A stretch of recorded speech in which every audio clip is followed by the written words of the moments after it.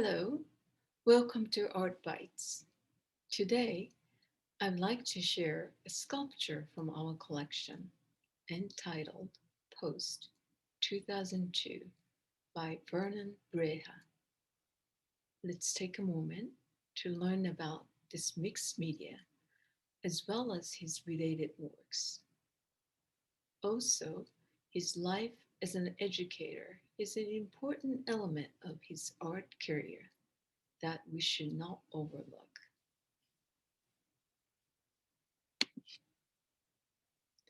Vernon Brejcha was born in the rural town of Ellsworth, Kansas in 1942. He grew up on the farm, but his father, who was a tenant farmer, recognized his son's artistic talent early on and valued education for him. After graduating from high school, Brejcha pursued his college education at Fort Hays State University, majoring in art education. He started taking drawing and painting classes, but in his senior year, he realized that he was more of a 3D artist. And then he went on for his Master's of Science program in ceramics and earned the degree in 1967. He taught high school art in Towanda, Kansas. His former students still call him to this day, which tells you something about Brejcha as a teacher and a person.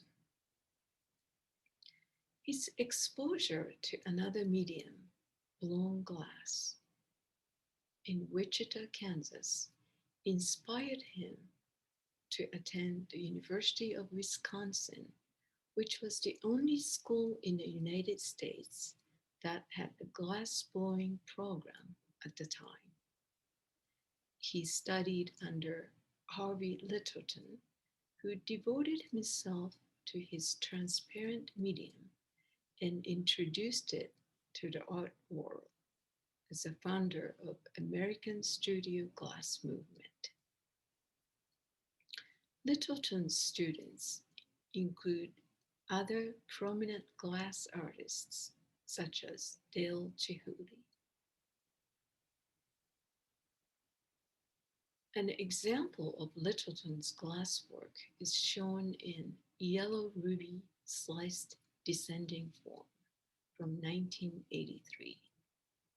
Through that, you can see Littleton's influence on Brejcha's work.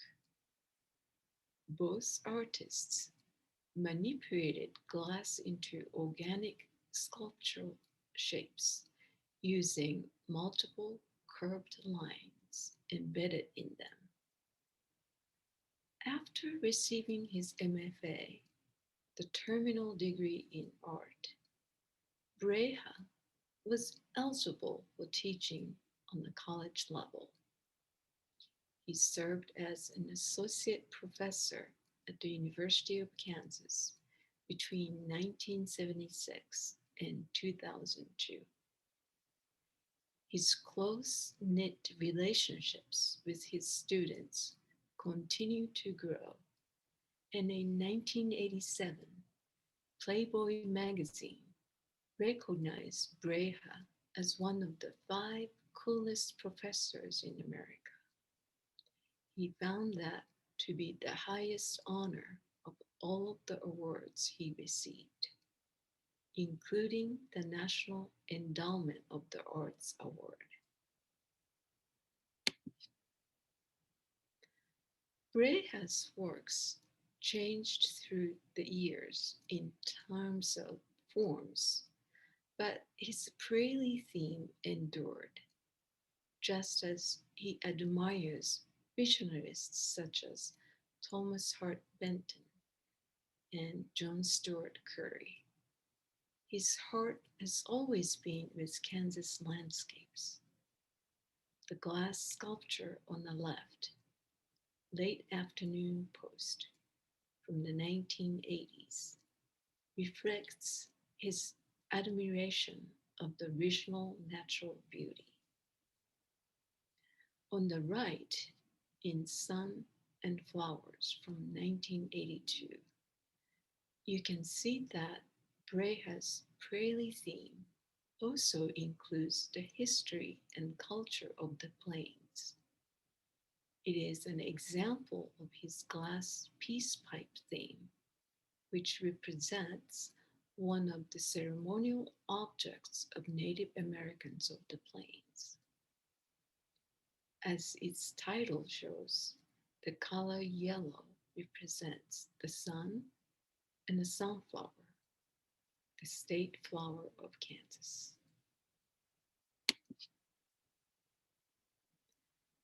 As we take this one last look at Brejcha's post, I encourage you to observe each of the three major sections that this sculpture consists of.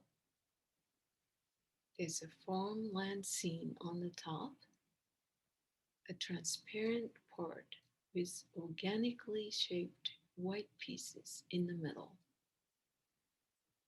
and the painted landscape on the bottom. Most interestingly, this landscape sculpture is represented with multiple angles. What do you think the middle part represents? A possible snowstorm above the clouds? Unknown world below the ground? I will leave you with the following statement by Brejcha to think about how an artist can be a storyteller at the same time as using valid elements of visual art, including color, shape, form, and a texture. I am a storyteller, and my art is about life, passion, and the wonders of nature. Thank you for joining us today, and we hope you join us for our next Art Bite.